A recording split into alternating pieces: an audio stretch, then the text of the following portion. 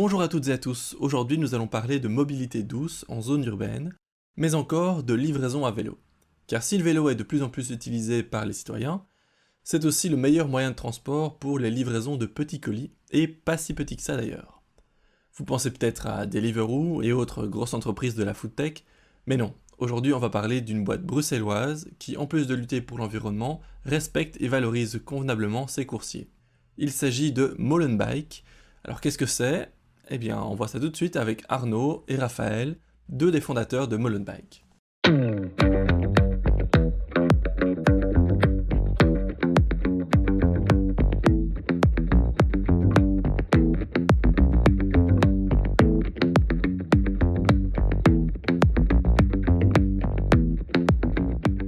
Bonjour Raphaël, bonjour Arnaud.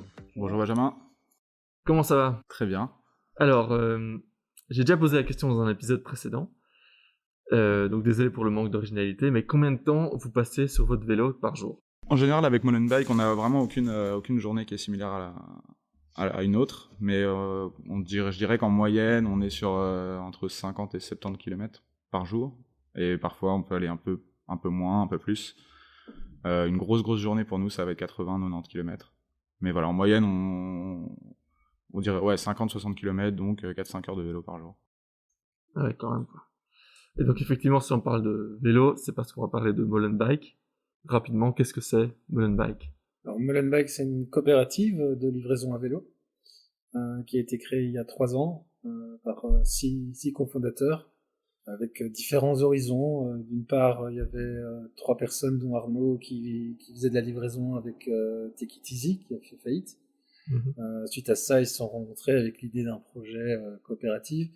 Il y avait Antoine qui faisait déjà des livraisons à vélo et qui testait un peu différents business models. Moi-même qui avait une idée d'un projet de distribution sur les marchés bio avec des vélos. Et on s'est rencontrés dans le cadre de CoopCity, qui est un centre d'entrepreneuriat social. On a incubé le projet pendant 9 mois. Et puis on a eu la chance en mai 2017 de passer en coopérative avec notre premier gros client, qui était une chaîne de magasins bio. On livrait 5 jours sur 7, on récupérait des invendus et on livrait des plats cuisinés. Tout ça à vélo. À vélo cargo. Alors pourquoi le vélo ? Pourquoi le vélo ? Il y a pas mal de réponses à ça. Et déjà qu'on est tous convaincus, Raphaël a oublié de mentionner aussi Marie, qui avait pour projet de faire un café vélo, qui maintenant est lancé dans les fondateurs. On est tous pour une grande part coursiers à la base et des cyclistes quotidiens. Et on croit au vélo comme alternative pour une ville plus apaisée, plus durable, plus résiliente, plus sympathique. Et donc voilà. Et au fur et à mesure, on a commencé en incubant le projet, au fur et à mesure, à voir que le vélo était une vraie alternative à la camionnette. Puisqu'au départ, notre modèle était un peu évolutif, on ne savait pas vraiment sur quel marché se positionner. Mais avec des vélos cargo, etc., on a commencé à se rendre compte qu'il y avait un vrai marché à prendre sur la distribution de colis, alimentaires, type catering, tout ça, toutes des choses qui sont faites probablement par des camionnettes qui sont remplies à 20% de leur capacité toute la journée. Ce qui est quelque chose qui est largement faisable à vélo. Ouais, parce que tu mets moins sur un vélo que dans une camionnette. Alors on pourrait croire aussi que le principal avantage, il est écologique, et bien sûr il est écologique, mais il est aussi économique. Alors effectivement, on va mettre moins que sur une camionnette, mais on va avoir une densité de livraison qui est beaucoup plus forte, et qui nous permet aussi de pas être, bien sûr, bloqué dans les embouteillages, mais de pouvoir avoir des facilités de livraison de point à point. Je dis toujours, dans certains magasins, on arrive à livrer jusqu'en rentrant le vélo à l'intérieur. C'est chose qu'une camionnette ne sait pas faire. On bloque pas la circulation, on est beaucoup plus fluide. Donc, il y a l'aspect écologique, mais il y a un aspect économique il y a des études, par exemple à Anvers, qui avaient été montrées que en termes d'efficience, le vélo est 20% plus efficient qu'une distribution avec des camionnettes. Par contre, on ne peut pas concurrencer des camions de 20 tonnes, 40 tonnes, ça non. Bien sûr. Par contre, une Kangoo, une petite camionnette, on est concurrentiel. Surtout qu'on a évoqué le vélo cargo, mais maintenant on a aussi des modules avec des remorques où on sait aller jusqu'à 250 kg. En termes de volume, je ne sais plus exactement combien ça représente de litres, mais c'est assez impressionnant.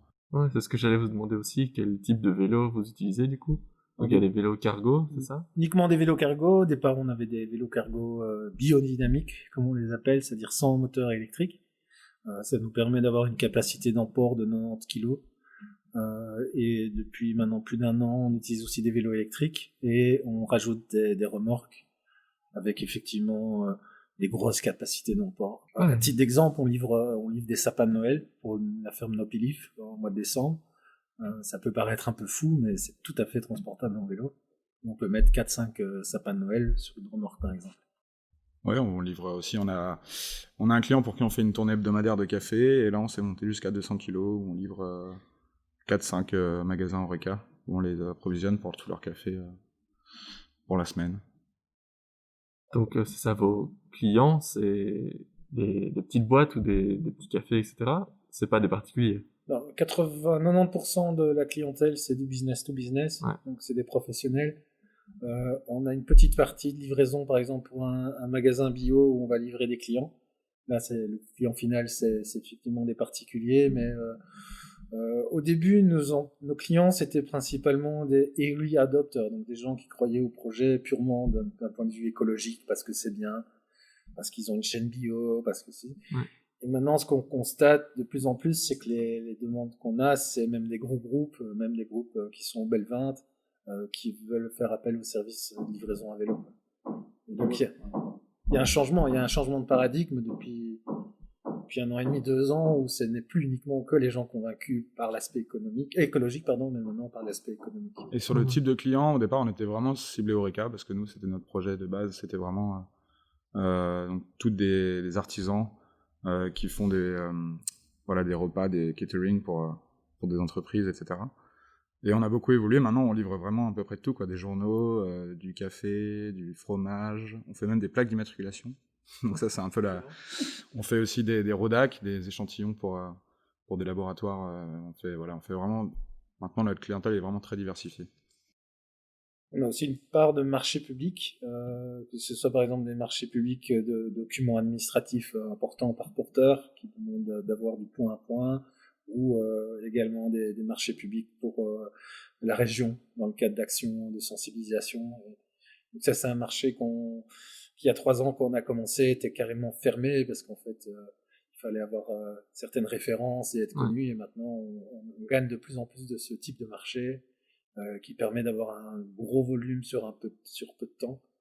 Et du coup, on est aussi très efficace, parce qu'on peut déployer 4-5 coursiers sur une journée et livrer beaucoup de colis à l'heure.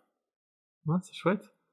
Déjà, il y a une chose que je voulais demander, c'est Molenbeek, référence à Molenbeek. Pourquoi? Est-ce que vous êtes même plus basé à Molenbeek, vous êtes basé ici? Notre siège social est toujours à Molenbeek, okay. Et on a toujours nos bureaux, en tout cas nos espaces de réunion à Molengeek, qui est l'espace d'incubation digitale. Alors effectivement, il y a un peu de jeu de mots, mais la source du nom, c'est Molen de la circularité. Et comme disait Arnaud, au départ, on était fort dans les magasins bio, on essayait d'avoir une économie où on allait récupérer des invendus, voilà. Et donc on avait vraiment cette idée de... et d'ailleurs, ça se reflète dans notre manière de travailler. On travaille beaucoup avec des tournées, donc on essaye vraiment de ne pas rouler à vide, d'avoir cette circularité qui est présente. Donc, c'est le Molen du moulin, avec effectivement le jeu de mots sur le siège social qui se trouve là-bas. Et après, comme tu disais aussi en introduction, c'est Antoine Strulens qui roulait au départ seul en tant qu'indépendant, et qui lui roulait sous le nom de Molenbeek. Et du coup, comme c'est lui un peu qui a initié la rencontre de nous 6, on s'est dit qu'historiquement on allait garder aussi ce nom qui commençait déjà à parler parmi les acteurs bruxellois. C'est comme une référence, un clin d'œil aussi, Antoine. Un petit pied de nez, surtout à cette époque-là, donc le nom a été créé en 2016, nous on a été créé en 2017. Il y a aussi ce petit pied de nez sur cette stigmatisation de Molenbeek. Donc de jouer un peu là-dessus, un peu des clichés, on trouvait ça assez marrant. Et ça fait bien parce que ça sort un peu sur ce courant de Molenbeek qui est en train de justement changer, d'innover énormément, comme avec Molengeek justement. Ouais, non, c'est bien. Moi j'aime beaucoup le nom aussi, il est chouette. Du coup, est-ce que vous êtes en concurrence avec des plateformes comme Deliveroo et autres? Pas vraiment, en fait. Comme on disait, nous, pour une grosse partie de l'équipe, on venait de ça, donc la food tech, qu'on appelle, le just in time. Bon, il y a beaucoup de mots anglais dans ce secteur. Mais du coup, le fait que voilà, tu livres en plat chaud à un client particulier, où tu fais du point A à point B. Mais très rapidement, on s'est rendu compte que c'était un modèle qui n'est pas viable économiquement, puisque les gens sont habitués à payer des courses très peu chères pour un service qui, en plus, selon nous, n'est pas qualitatif. Qui en fait ne répond pas à une demande ou en fait vient surrajouter des gens sur la route et pas voilà. Et du coup très rapidement nous, on s'est dit que c'était pas au-delà de l'aspect faisabilité économique, que c'était pas quelque chose qui nous intéressait. Et donc finalement on les considère pas comme des concurrents directs, peut-être plus en termes d'image. Et là aussi on peut jouer sur l'image, comme nous on est tous aussi pour la plupart des anciens coursiers et qu'on voulait montrer que c'était possible de faire un modèle coopératif. Ou en plus, nous on utilise une plateforme, on aura l'occasion d'en parler, CopCycle, qui vraiment s'est créée en fait en opposition à ces plateformes ou à ces types de sociétés où en fait qui détient la plateforme et l'algorithme et qu'en fait mais juste en communication des clients et des coursiers. Nous, on s'est dit que c'était possible en se réappropriant l'outil, de créer un modèle où le coursier est au centre, décide, et n'est pas seulement le dernier maillon de la chaîne. On a la technologie CopCycle qui nous permettrait de les concurrencer très facilement, mais on n'a pas spécialement envie. Moi, je dis toujours, j'ai pas spécialement envie d'aller livrer un burger à quelqu'un qui est juste fainéant. Par contre, ce qu'on a fait, par exemple, livrer des courses pendant le Covid, des choses comme ça, quelque chose qui sont utiles à la société, alors là, on considère que c'est plus dans notre créneau. Maintenant, comme on a la technologie et s'il y a des restaurants qui rentrent un peu dans notre philosophie, on peut le mettre en place très très vite. Mais effectivement, si on veut garantir un salaire correct, généralement, du coup, on fait du catering, mais plus pour des petites entreprises, et pas uniquement une personne qui veut acheter un plat, quoi. Donc, voilà. Bah, nos vraies concurrences, on est plus en concurrence avec des sociétés de taxi-colis, quoi. Ouais. Donc là, c'est vraiment la vraie concurrence. On prend des parts de marché chaque année sur cette concurrence-là, quoi. Donc on peut peut-être un peu plus revenir sur ce format de coopérative et avec la plateforme avec laquelle vous travaillez. Donc comment ça marche exactement, quelle est la grosse différence avec le format, comme tu disais, de Deliveroo où c'est payé quasi à la course, hein, si je me souviens bien. C'était payé avec Deliveroo jusqu'en 2018, février 2018, c'était payé à l'heure. Et là, il y a eu ce basculement qui s'est fait. Voilà. CopCycle, du coup, c'est un outil qui a été créé à Paris suite à Nuit debout. Donc c'est Alexandre Segura qui a créé ça dans son coin. Et puis après, au fur et à mesure, ça a commencé à s'étoffer, à prendre de l'ampleur. Et nous, on les a rencontrés très rapidement, en 2017, il me semble. Et donc on a été parmi les premiers testeurs de cette plateforme, qui en fait est devenue après même un lobby et une fédération, et qui est maintenant au niveau européen, donc à Berlin, en Espagne, voire même maintenant au Canada, je crois. Enfin, ça commence vraiment à prendre de l'ampleur. C'est une plateforme, mais c'est aussi une fédération. Donc ça veut dire que on essaie de se fédérer sur comment aider des jeunes structures qui veulent faire de l'échange de bonnes pratiques. Et il y a aussi un aspect de lobby, où on essaie de peser au niveau européen. Toujours autour du vélo. Toujours autour de la livraison à vélo, ouais, c'est ça. Après, pour répondre à la question sur l'aspect coopératif, on est une société commerciale à finalité sociale, mais coopérative. Il y a plusieurs termes. Donc l'aspect coopératif, pour moi, c'est très important dans le sens où les décisions dans une SPRL classique, entre guillemets, vous avez un patron et tout est très horizontal. Chez nous, c'est inscrit dans nos statuts. On essaye d'avoir une gouvernance participative. Les coursiers font part des décisions, peuvent à un moment rentrer dans la coopérative en tant que coopérateur, donc actionnaire, avoir un mot à dire. Je pense que ça, c'est un des grosses différences, un des gros changements par rapport à des structures hiérarchiques. L'avantage aussi de la structure coopérative, c'est de pouvoir avoir des sympathisants, c'est-à-dire un actionnariat qui vient mettre de l'argent, mais qui en échange ne réclame pas des dividendes de fou. D'ailleurs, comme on est agréé Finalité Sociale et Conseil National de la Coopération, on limite nos dividendes. Donc ça, c'est vraiment les éléments qui différencient d'une société commerciale classique, même si on reste une société commerciale. un des aspects aussi de montrer qu'économiquement on peut faire vivre des structures de livraison comme la nôtre. Ça, c'est aussi un aspect important d'entrepreneuriat social chez nous, c'est de montrer que nos coachs au début, ils disaient vous êtes sûr, vous êtes dans un secteur très concurrentiel, ça va pas être facile. Alors c'est pas facile, mais en même temps, on a des demandes tous les jours, on a un marché qui évolue à la croissance, donc c'est... Et le format coopératif nous permet effectivement d'avoir plus d'intelligence collective, je pense. Je pense que c'est aussi un élément, un autre élément de la coopérative, par exemple, c'est l'aspect formation. On s'auto-forme. Au départ, on n'était pas formé en vente. Il y a 1 ou 2 personnes qui ont été formées, et puis on a reformé les autres. Donc je pense que ça donne beaucoup plus d'avantages. Ouais, parce que c'est quelque chose qu'on n'a pas précisé du coup, mais à Molenbeek, tout le monde est coursier et fait d'autres trucs. Donc par exemple, là, tout ce qui est compta, communication. L'idée de Molenbeek, c'est vraiment ça, c'est de se dire que le coursier n'a pas que des jambes, il a aussi une tête et des compétences qu'il peut faire valoir. Et s'il a la motivation et l'envie, on peut se former ensemble. Et... Après, comme disait Raphaël, c'est un modèle qui est en constante évolution, donc c'est ça qui est chouette. Il y a aussi des difficultés, il faut l'avouer. Mais du coup, voilà, c'est un modèle qui est stimulant et qui est... Et comment ça se passe? Est-ce que ça grandit? Est-ce que ça stagne? Par exemple, avec la crise du coronavirus, comment vous l'avez vécu? Alors, sur la première année, on était à une progression tout à fait saine de 30%. Sur la deuxième année, on a fait x 1,7. Un truc de dingue. Sur la troisième année, avec le corona, on a eu 2 choses assez paradoxales. C'est que tout l'aspect business to business est devenu du jour au lendemain néant. Ah oui. Donc, c'était une grosse perte. Mais on a compensé ça par notamment les livraisons à domicile, des choses vitales. On a livré des masques chirurgicaux pour des plannings familiaux, pour d'autres choses comme ça. Et donc, par exemple, des graines aussi.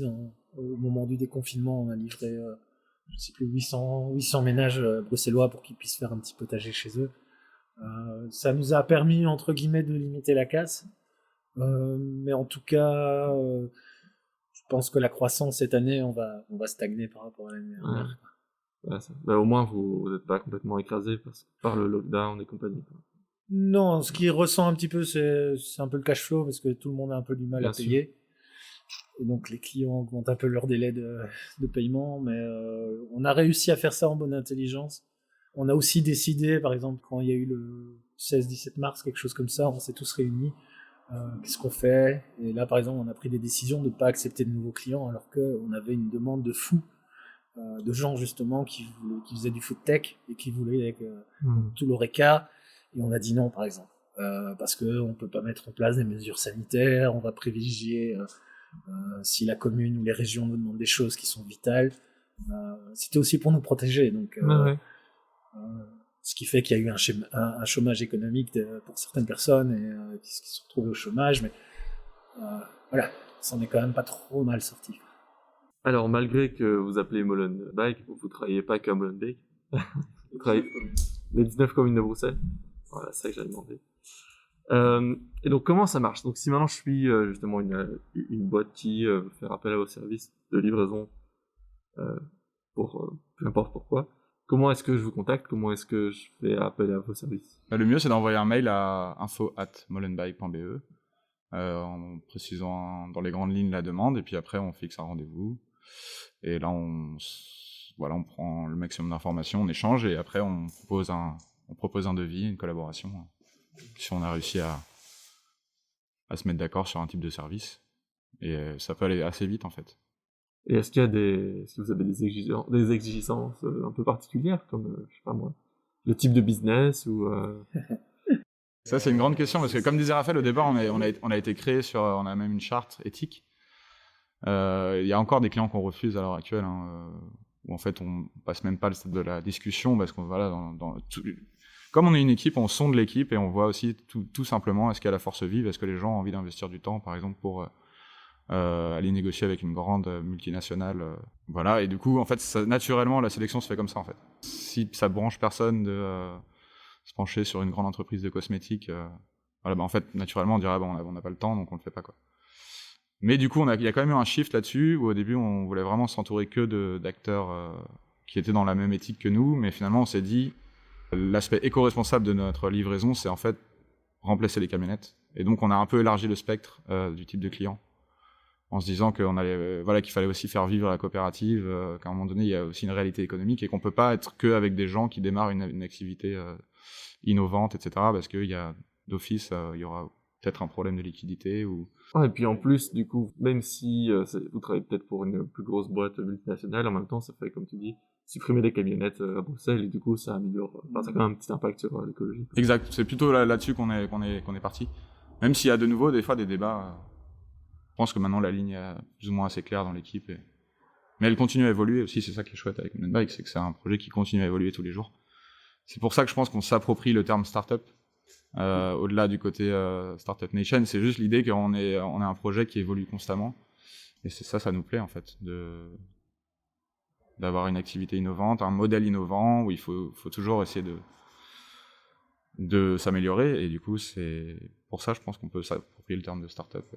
Au début, on a affiné des business models qu'Antoine avait créés, qui partaient un peu dans tous les sens, mais qui étaient géniaux parce qu'il a tout essayé, du transport de personnes, d'animaux, d'œuvres d'art, de vente de bière, d'animation, enfin voilà, il a tout fait, on s'est recentré. Donc, là, on est quand même plus dans l'aspect startup. Par contre, effectivement, dans l'aspect mutation, on essaye de se démarquer, notamment sur des outils digitaux que nos concurrents n'ont pas. Si par exemple, on va livrer du papier, est-ce que c'est écologique du papier ? Nous, on va aller compter le nombre de journaux qui ont été invendus la semaine avant et on va réajuster le stock de production. Donc, on amène quelque part quelque chose d'assez innovant dans le processus, où avant, en fait, que c'était livré, lu ou pas lu, on produisait la même chose. Voilà, donc on essaye d'amener des solutions, et donc souvent, on sélectionne pas nos clients. C'est pas tout à fait vrai, c'est quelque part... Il y a une rencontre qui se fait, il y a surtout un feeling qui se fait. Si effectivement, l'exemple, la grande entreprise multinationale de cosmétiques, tout de suite, on l'a pas senti, l'équipe a dit non, on ne fait pas. Voilà, si on reprend l'exemple des plaques de voiture, ça peut paraître hallucinant, mais on le fait parce que c'est un marché de niche, parce que s'ils devaient les livrer en voiture, de toute façon, ils seraient déjà en retard tous les jours. Et on est dans des plaques d'urgence de gens qui doivent absolument avoir une plaque pour sortir du pays. Voilà, on le fait. Et ça, c'est plus des raisons économiques aussi. Il ne faut pas se cacher. Mais si ça n'avait pas été fait par nous, ça aurait été fait par une voiture ou par un concurrent vélo. Et il faut quand même aussi savoir qu'on est 6 ou 7 maintenant sur Bruxelles. Hein. Donc, on n'est plus autant du pionnier du livreur à vélo. Quoi. Il y a la place pour tout le monde, et d'ailleurs là c'est le moment où on peut citer la BCLF, où on s'est constitué en fédération au niveau belge, donc avec Liège, Namur, Gand, Anvers, Dens, j'en oublie peut-être, Mons, et il y en a d'autres encore qui vont sûrement rentrer, mais du coup il y a cette logique quand même où c'est un secteur où on a tous des profils différents, etc., mais on essaie de se mettre... Et on arrive en fait à se mettre autour d'une table et à se dire que c'est un secteur où il vaut mieux s'épauler, en tout cas sur certains aspects, pour notamment le lobbying. Alors, qu'est-ce que c'est l'avenir du coup de Molenbeek ? L'avenir de Molenbeek. En ce moment, on a pas mal de questions autour du salariat, parce que pour le moment, dans notre modèle, on n'est pas salarié en fait. Et donc là, il y a une vraie question qui se pose, parce que nous, dans notre équipe, on a pas mal de profils de gens qui veulent pas faire ça à plein temps. Qui aiment bien ce côté flexibilité, même si pour le coup c'est souvent dévalorisé quand c'est mal fait par Deliveroo et compagnie. Mais du coup il y a un vrai débat qui se crée entre qu'est-ce que la flexibilité, la sécurité, le salariat, l'indépendance, etc. Donc ça c'est un des grands débats qu'il y a en ce moment dans les coopératives. Et sinon en termes plus économiques... Je dirais vraiment c'est d'accompagner notre croissance, quoi, et d'arriver à maintenant, on a fait un gros travail par exemple sur la professionnalisation de la structure, tout est très carré, tout est documenté, tout est process. Ça c'est aussi un des avantages du Covid, c'est qu'on a eu le temps. Donc on a eu le temps de tout documenter, de tout mettre en processus métier, chose qui d'habitude n'est que dans des grosses boîtes. On a eu aussi l'occasion de faire ça pendant le Covid, ce qui était quand même pas mal. Ce qui nous donne un bel outil du coup pour la formation dont on parlait tantôt.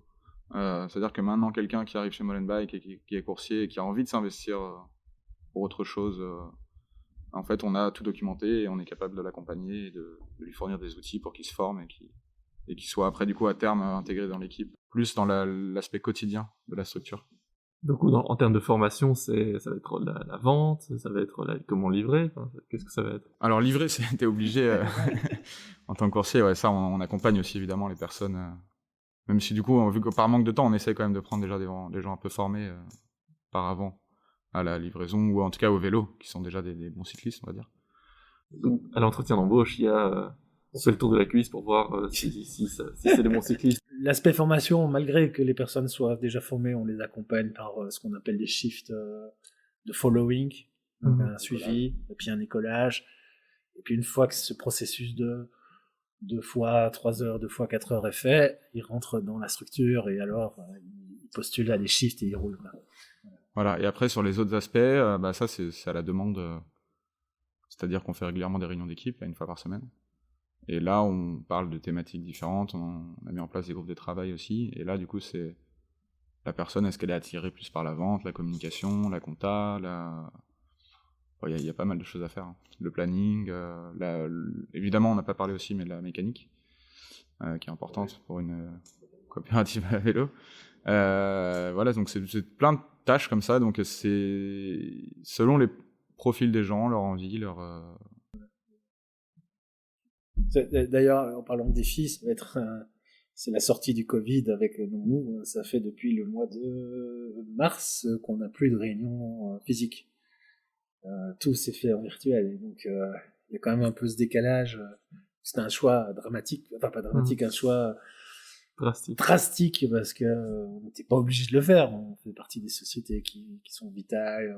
On aurait pu mettre en place comme aujourd'hui des distanciations sociales, les masques, tout ça. Mais nous, on a été vraiment très comme ça, très carré. On a dit on se voit plus, on fait tout à distance, on veut se protéger. Du coup, la dynamique d'équipe, c'est pas toujours la même chose. Donc là, maintenant, ça va être remettre en place progressivement un peu un retour à la normale. Avec le tri postal, là où on est ici, qui permet quand même ça aussi, cette rencontre physique, cet échange au-delà de... Parce que coursier, c'est un métier très solitaire. Donc, pour faire partie de la structure, il faut vraiment qu'il y ait... Pour avoir l'impression de faire corps. Enfin, je sais pas, c'est un peu philosophique ce que je dis là, mais... En tout cas, oui, c'est important, cette notion d'être une équipe, quoi, ouais. Oui, et puis on a fait notre hub ici, là, au tri postal, donc comme on disait tout à l'heure, on a maçonné, on a peint, on a disqué, on a pas soudé encore. Donc voilà, ça c'était aussi un moment cool d'équipe. C'est dans ces moments-là qu'on voit que l'équipe est chouette aussi. Et vous êtes combien d'ailleurs dans cette équipe petite quinzaine maintenant, avec des fluctuations de gens qui partent pendant 3 mois ou même 1 an. En gros, on est une petite quinzaine de coursiers qui peuvent être indiqués de l'équipe et qui roulent régulièrement pour nous. Est-ce qu'il y avait des limites de distance, par exemple? Parce que tu vas te dire, je traverse de Uccle à Schaerbeek entièrement. Aucune limite de distance, à part la barrière qu'on s'est fixée, qui est région Bruxelles-Capitale. Quelques exceptions près, hein, par exemple les sapins de Noël qui vont pardonner d'heure, on va livrer à Vilvoorde et Grimbergen. Et alors le fait de pas sortir de Bruxelles, c'est aussi un problème plus économique qu'autre chose, c'est que nous quand on roule sur les 19 communes, alors tu dis on part des Verts, on va à Uccle, on passe par Schaerbeek, on n'est jamais à vide. Entre-temps, on a plusieurs autres clients, donc on densifie. Si on doit sortir par exemple de Bruxelles et faire 20 bornes pour aller à Leuven, j'ai rien à revenir de Leuven. Par contre, le jour où on aura quelque chose à faire revenir de Leuven en vélo, là, ça pourra devenir intéressant. Donc c'est plus un problème de densité et de capacité économique. Après, on a des gens qui veulent bien payer des courses pour livrer une lettre urgente entre Uccle et Vers, hein, sans problème. Et du coup, est-ce que vous pensez que ça va encore se développer, qu'il y aura de plus en plus de vélos à Bruxelles? J'ai pas les derniers chiffres, mais sur la route, on le constate encore plus ces dernières semaines. Ouais, surtout maintenant qu'il y a des nouvelles pistes cyclables. Ouais, les infrastructures ont bien évolué là-dessus ces dernières années. Je pense que ça ne fait que croître. Après, c'est pas parce qu'il va y avoir plus de piétonniers qu'il y aura plus de vélos non plus. C'est pas une corrélation. C'est un vrai besoin. Il faut aussi se rendre compte que les entreprises aussi ont une conscience de responsabilité sociale quand même de plus en plus. cas, nous, on voit que le marché croît, on voit que la place du vélo, elle explose. On le voit même du coup avec Upcycle, où dans plein de villes maintenant, ça commence à exister, ce genre de boîte. Et je pense que de plus en plus, c'est une alternative crédible aux questions un peu de base, en mode « Ah, mais quand il pleut, vous faites comment ?» Enfin, voilà, je pense que maintenant, on a réussi à montrer, il y a de plus en plus aussi de matériel aussi professionnel. Il y a des boîtes qui se structurent professionnellement. Enfin voilà, je pense que ça devient vraiment une alternative crédible à la livraison à vélo, puisque ça commence à exister depuis un moment. Et donc je vois pas pourquoi ça ralentirait. Pour donner un autre exemple qui va dans ce sens-là, la Poste qui avait abandonné ses vélos à Bruxelles, elle est en train d'équiper. Alors il y a 1 an et demi, c'était un truc test avec 5, j'aime pas, il y a peut-être 5 postiers. Maintenant, dans les offres d'emploi de la Poste, il est marqué qu'il faut savoir faire du vélo. Ça, c'est quand même quelque chose. Si un gros groupe comme la Poste a enfin compris que leur camionnette pour livrer des petits colis, c'était idiot, je pense qu'ils ont aussi, enfin, c'est pas des gens, c'est quand même une grosse boîte, je pense qu'ils ont quand même aussi compris qu'il y avait un marché à prendre et que c'était beaucoup plus efficient. Et quelle que soit, en fait, la structure de la ville, une ville n'est pas adaptée pour des camionnettes. Une ville n'est pas adaptée à ça. Et donc, petit à petit, ouais, on a des demandes de commerçants. Après, il y a encore un des aspects qui nous empêche encore un peu d'évoluer mieux, c'est qu'il y a encore des gens qui se disent « Ah bon, on peut livrer ça à vélo ?» Il y a encore ce mythe de l'armoire normande qu'on peut pas livrer, ou de « Mais vous faites comment quand il pleut ?» quoi. Et ça, c'est un peu le plaidoyer par l'action, c'est le fait qu'on soit sur les routes, qu'on voit, qu'on livre des choses de fou. Et les gens, nous voyant, font appel à nous. Et donc il y a aussi beaucoup de bouche à oreille. On le voit des fois, il y a premier commerçant, deuxième commerçant, troisième commerçant. Et je pense qu'effectivement, il y a encore ce préjugé de croire qu'il y a plus de place dans un SUV que sur un Cargo. Or, c'est l'inverse. Nous, on s'est livré plus d'armoires Ikea que dans une voiture ou dans un SUV. On a plus de place. Donc, il y a des préjugés qui ont la vue dure et que les gens croient que c'est pas possible. Et c'est absolument faux. C'est même l'inverse. Ah, c'est bien ça. Et donc, on va pouvoir faire la bonne transition vers la dernière question. Et du coup, ce serait quoi ton message pour l'audience? Ce serait ouvrir les yeux. En fait, on sait faire beaucoup plus de choses avec son vélo qu'en camionnette. Ah oui, et je dirais, alors là c'est plus le militant cycliste qui parle, c'est mettez-vous au vélo à la place de votre voiture, surtout quand vous faites moins de 5 km. Donc au début, ça va vous prendre peut-être 20 minutes, et puis ça va vous prendre un quart d'heure, et en plus vous serez en forme. Ça c'est plus par rapport aux gens de tous les jours, par rapport aux entrepreneurs, aux entreprises et tout ça, je dirais, essayez de revoir vos politiques de mobilité, et faites appel à nous pour mettre en place des solutions, et vous allez voir que vous allez gagner du temps et même de l'argent. Moi c'est pareil, c'est plutôt continuer à faire du vélo, parce que je pense qu'il y en a beaucoup qui sont mis là pendant cette période. Et on remarque souvent que l'été est en plus une période propice à la reprise du vélo, mais il faut continuer, il faut juste un peu s'équiper en automne et en hiver, et c'est ok. Enfin, Bruxelles est une ville de plus en plus cyclable, et il faut qu'on réussisse à atteindre cette fameuse masse critique, qui fait qu'à un moment donné, Bruxelles sera officiellement une ville cyclable. Enfin, elle est déjà dans les faits, par comparé à d'autres, mais elle s'améliore de jour en jour, il faut que ça continue. Plus il y aura de cyclistes sur les routes, plus ils seront respectés, plus il y aura d'infrastructures, plus il y aura de cyclistes. C'est un cercle vertueux. Voilà. Super, eh bien merci à tous les deux. Comme toujours, j'invite les auditeurs à vous suivre sur les réseaux sociaux, Facebook et Instagram. Voilà, merci et à bientôt.